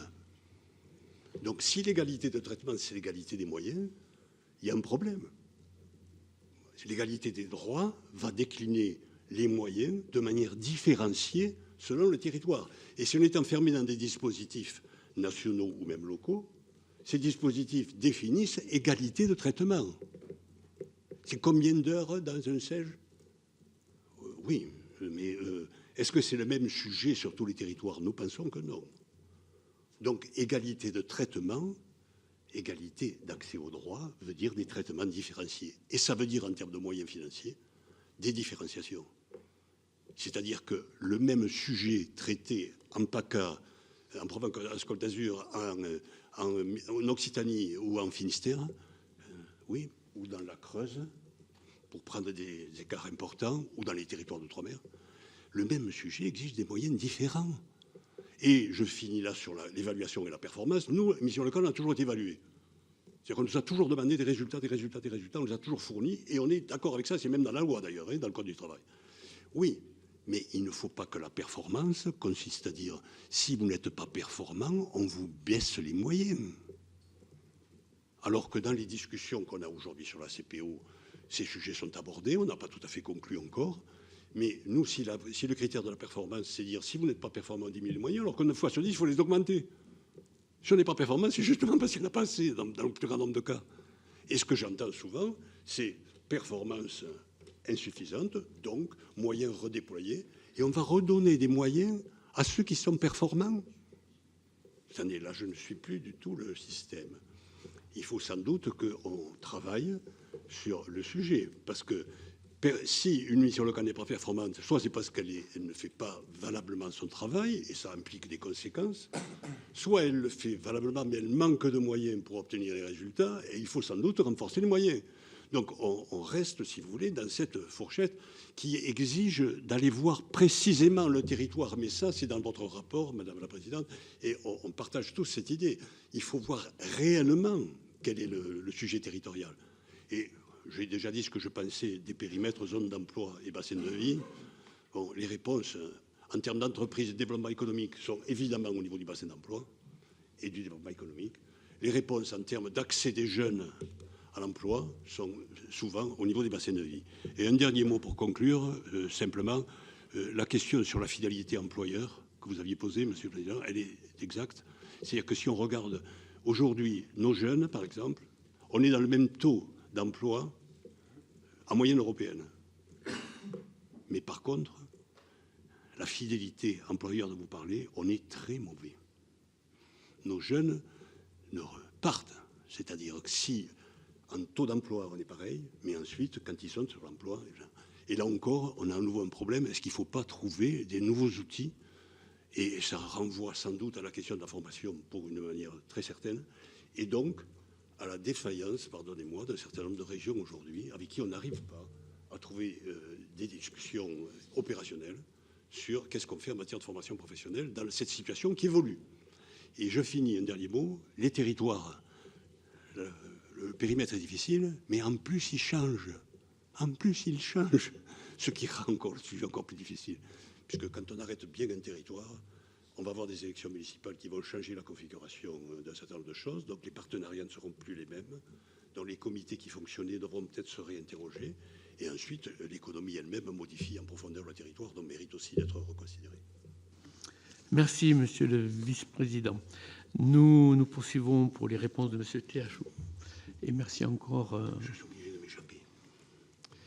Merci beaucoup. Je vais prendre peut-être la question sur les coûts des dispositifs, le rendement, puis que rejoindra la question sur le financement des fiches actions. Effectivement, la question de marge de financement, on va dire, des actions à forte valeur ajoutée, elle est clé et essentielle. Côté France Travail, en interne, on a une démarche efficience qui vise à réallouer une partie de nos moyens, dégager du temps pour les réallouer sur des activités à forte valeur ajoutée et qu'on a mesurées comme étant à forte valeur ajoutée pour le marché du travail. Et à terme, c'est à moyen constant, c'est ce qui permet de renforcer l'impact sur le marché du travail ou la performance de nos actions sur le terrain. C'est un peu la même logique, finalement, pour les dispositifs et les politiques de l'emploi dans les territoires. On pense que avoir une démarche où systématiquement, dans tous les territoires et pour tous les dispositifs, on mesure l'impact, c'est-à-dire c'est simplement la valeur ajoutée du dispositif, à quel point le dispositif augmente les chances d'accès à l'emploi des personnes. Ça, c'est très hétérogène d'un dispositif à l'autre, et c'est très hétérogène d'un territoire à l'autre. Donc il faut donner la capacité au territoire de mesurer la valeur ajoutée de ces dispositifs, de les comparer aux coûts, et d'une certaine façon de calculer le rendement de ces dispositifs, et ensuite de rationaliser. Les dispositifs qui augmentent beaucoup les chances d'accès à l'emploi et coûtent relativement peu cher, de les renforcer, et au contraire, les dispositifs qui produisent un impact plus faible et qui coûtent relativement plus cher, de les arrêter, ce qui dégage les moyens pour renforcer les dispositifs qui marchent. C'est ça le levier principal qu'on a à disposition pour dégager des marges de financement pour des actions impactantes dans les territoires. Sur la question de la fidélité à l'employeur et d'une certaine façon le droit à la formation, il y a effectivement un enjeu de maintien d'une certaine façon dans l'emploi. On sait qu'aujourd'hui, on a presque 40% des CDI qui sont rompus dans la première année. Donc on pense souvent que l'accès à l'emploi vers un CDI permet de sortir de manière durable du chômage, et ce n'est pas toujours le cas. Donc pour ça, un levier très important, c'est la qualité de l'intermédiation et l'adéquation des compétences de la personne avec les compétences recherchées par le demandeur d'emploi. Et on croit beaucoup au renforcement de la préparation opérationnelle à l'embauche, qui est une sorte de garantie d'emploi à l'issue de la formation et qui permet aussi d'améliorer le rendement de la formation. Sur la question de l'allocation des moyens à France Travail, un peu comme pour tout, cette allocation des moyens est en amélioration continue, dans le sens où chaque année, on fait évoluer notre modèle en fonction de l'évolution des situations spécifiques des territoires. Donc, le contexte socio-économique des territoires varie d'une année sur l'autre. Et puis, on peut se rendre compte que certaines activités représentent plus de charges, où on peut décider de prioriser des contextes particuliers. Donc, c'est en amélioration continue permanente. Et puis, sur la question des travailleurs frontaliers, on a depuis 2025 lancé des dispositifs spécifiques dans les agences frontalières pour l'accompagnement des publics frontaliers, dans une logique de construire des parcours d'accompagnement qui sont spécifiques à ces publics-là, puisque en termes de démarche, de recherche d'emploi, les parcours ne sont pas forcément identiques à ceux de demandeurs d'emploi dans d'autres contextes. De manière générale, sur la question de l'allocation des moyens et des marges de manœuvre qui sont données dans les territoires pour le financement de dispositifs spécifiques aux territoires, il faut se dire qu'on était quand même dans un système très, on va dire, pour caricaturer un peu, d'injonction verticale sur les politiques de l'emploi, et on veut passer à un système de remontée des besoins. Donc c'est une transformation qui se fait dans la durée. Il ne peut pas se faire d'une année sur l'autre. Et donc ce qu'on essaie, c'est petit à petit d'augmenter les marges de manœuvre qui sont données à nos agences sur les territoires. J'ai parlé de la possibilité de plus importante, déjà sur l'année 2026, de subventions ou d'appels à projets pour tenir compte des acteurs qui sont présents sur les territoires, plutôt que de penser en solutions complémentaires à l'offre de solutions qui existe déjà dans les collectivités ou dans le monde associatif au niveau local. Et donc l'enjeu pour nous, c'est de construire une trajectoire qui petit à petit augmente ces marges de manœuvre, parce qu'il faut aussi que les territoires s'approprient ces marges de manœuvre et soient capables de décider du renfort de tel ou tel dispositif. Ne serait-ce que recenser toute l'offre de solutions, je ne sais pas, sur la mobilité sur un territoire, c'est déjà un travail assez important. Et ensuite, de prendre une décision sur quelle est l'offre de solutions complémentaires qu'il faut apporter à ça. Si on cumule ça sur tous les freins, c'est des trajectoires qui se font sur plusieurs mois, voire plusieurs années. Merci, monsieur Tachou. Et nous terminons donc avec d'abord Madame Alberti, puis la Cour. Madame Alberti. Merci, Monsieur le Président. Sur la question de la multiplicité des comitologies, l'objectif de la loi pour le plein emploi, c'est bien de réduire la comitologie, en fait, au sein de même instance. Sur l'articulation avec le SPE, le SPE, aujourd'hui, il est prévu par un vecteur législatif dans le Code du travail. Il définit les missions et la mise en œuvre, c'est les réseaux pour l'emploi. Donc aujourd'hui, pour ceux qui connaissaient l'ancienne comitologie, il n'y a plus de service public de l'emploi présidé par le préfet, c'est bien le comité départemental qui a pris le relais. Cette réforme, elle prend du temps, l'articulation des acteurs aussi. Aujourd'hui, vous dire que la seule instance qui existe, c'est les comités départementaux pour l'emploi, ce serait faux. Mais l'enjeu est en tout cas la demande très claire au service, et je sais qu'on la partage, on est complètement aligné avec France Travail sur le sujet, c'est de mobiliser nos forces uniquement sur une seule comitologie qui réunit l'ensemble des acteurs pour dégager du temps, aussi en termes d'efficience, pour permettre aux services, au regard de leurs moyens, d'agir également auprès des acteurs sur le territoire. Concernant l'expérimentation territoire zéro chômeur, la demande de mieux intégrer la gouvernance de TZCLD, territoire zéro chômeur de longue durée, au réseau pour l'emploi, elle est pleinement partagée par le ministre et plus largement, puisque c'est le sens de la PPL, du projet de loi qui a été adopté à l'Assemblée nationale, où cette comitologie-là va rentrer dans le cadre des comités départementaux pour l'emploi pour être suivie avec l'ensemble des autres dispositifs, tout en conservant sa spécificité et tous les avantages qu'elle présente actuellement en termes de solutions structurantes également.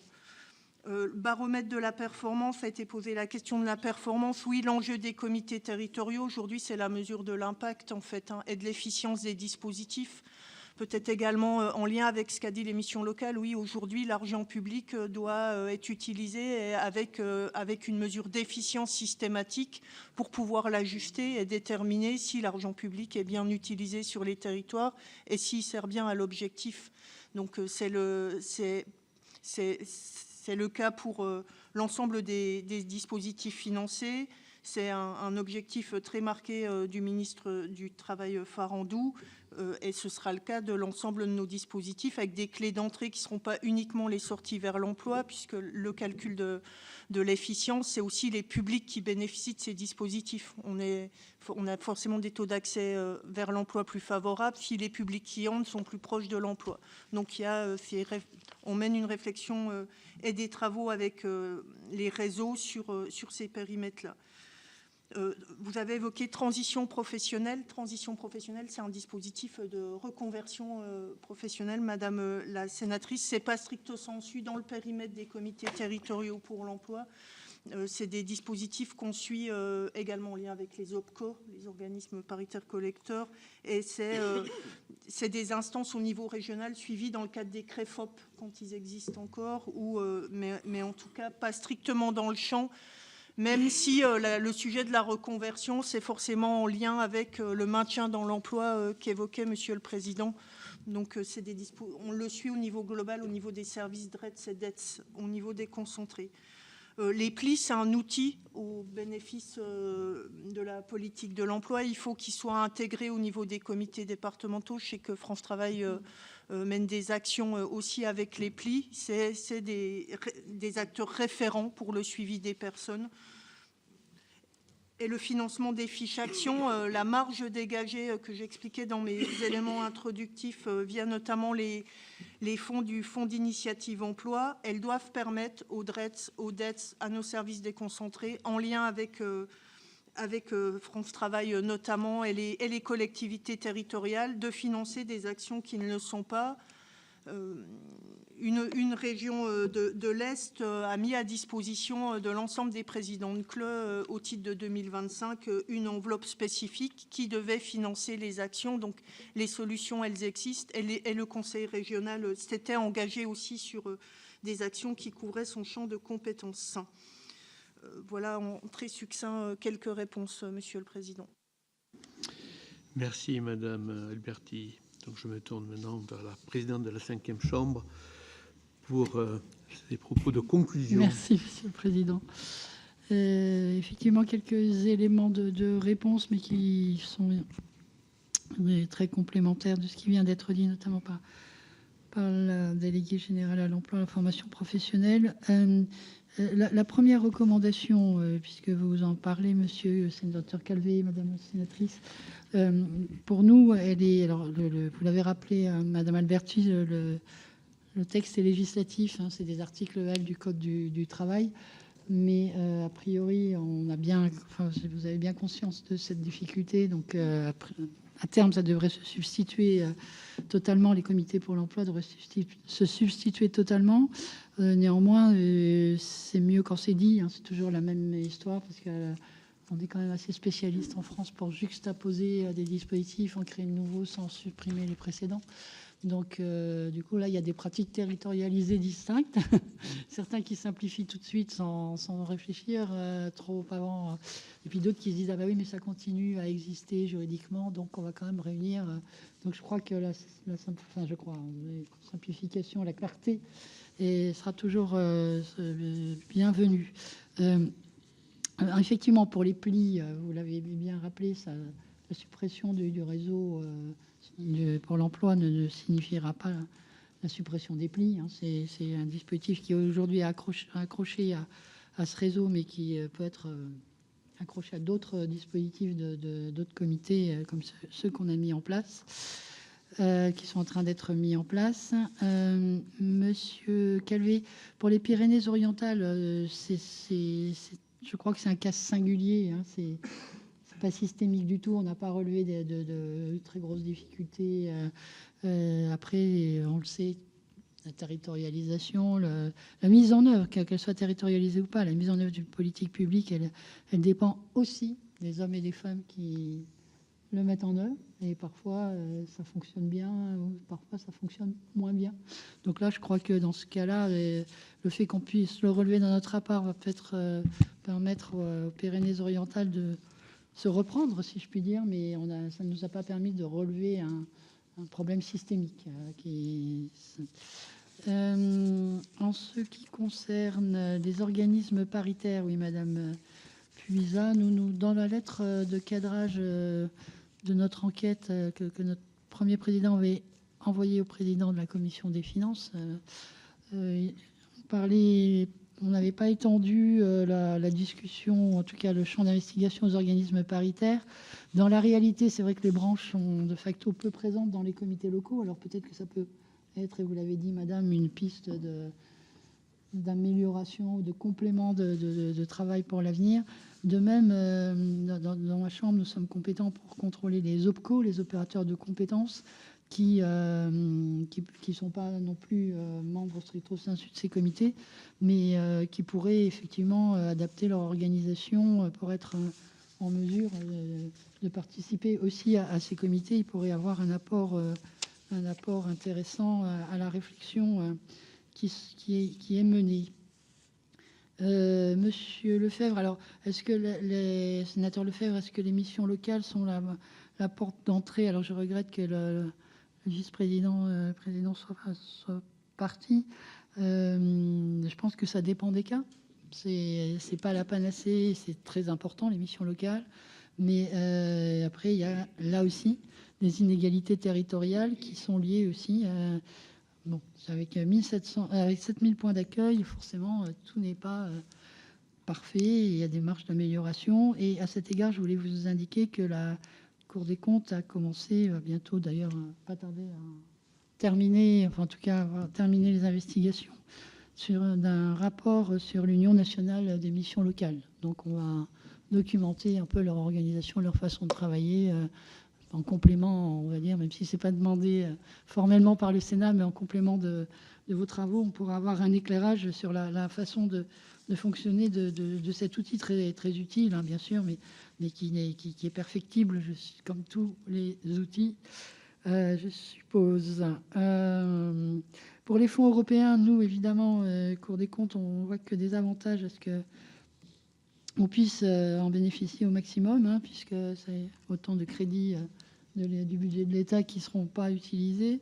Et donc, pourquoi pas une ingénierie locale pour les petites structures, ou en tout cas réfléchir à en profiter au maximum. ça ne nous paraît que de bonne loi, Monsieur le Président, Monsieur le rapporteur général. Enfin, peut-être une réponse sur les actions conventionnées avec les collectivités, Monsieur le rapporteur spécial Capu. D'une certaine façon, les conventions, elles existent de fait, c'est pas formalisé, mais le fait d'avoir mis en place ce réseau de travail intense entre l'État, France Travail et les collectivités, avec la loi de 2023, c'est vraiment une volonté de travailler ensemble. Et la convention, si je puis dire, elle est générale, c'est-à-dire qu'on voit bien l'état d'esprit. Après, on peut le traduire à travers des actions plus précises, mais je crois que c'est un peu les feuilles de route et les plans d'action qui ont cette vocation, et je ne suis pas certaine, mais là c'est un avis personnel, puisque nous on ne l'a pas investigué dans notre rapport, qui est vraiment besoin d'une convention stricto sensu, mais pourquoi pas. Après, je pense que c'est justement l'intérêt de la territorialisation, c'est que si sur un territoire on estime qu'une convention est nécessaire, qu'elle puisse être mise en place, parce que effectivement c'est aussi la liberté des territoires, des collectivités évidemment, et des services de l'État, même s'ils sont bien contrôlés par les administrations centrales, de s'adapter et d'adapter les dispositifs au territoire. Voilà ce que je voulais vous dire. Je vous remercie en tout cas de votre attention et de l'intérêt que vous portez à nos travaux. Et puis à très bientôt, parce que je sais que de nouveaux 58.2 nous sont demandés, et nous sommes toujours très honorés de cet intérêt pour les travaux de la Cour des comptes que vous manifestez au Sénat et à l'Assemblée nationale, mais au Sénat particulièrement. Je vous remercie beaucoup. Merci Madame la Présidente. Merci de ce rapport qui fait un point sur, effectivement, de toute façon, une de ces politiques qui reste toujours en chantier finalement. Car quand on parle de la relation entre l'État central et les territoires, c'est jamais quelque chose de totalement figé, définitif. À aucun moment on ne peut dire, oui, là on a trouvé l'État parfait, tout est réglé, etc. Forcément, il y a des progrès à réaliser de manière récurrente et permanente. Merci à vous, Madame la Présidente. Merci à ceux qui vous ont accompagné et qui ont travaillé sur ce rapport. Je ne les oublie pas. Et merci, Monsieur le Directeur, Madame, d'être venu à cette table ronde. Et encore une fois, merci à notre collègue de la Commission des Affaires sociales. Merci.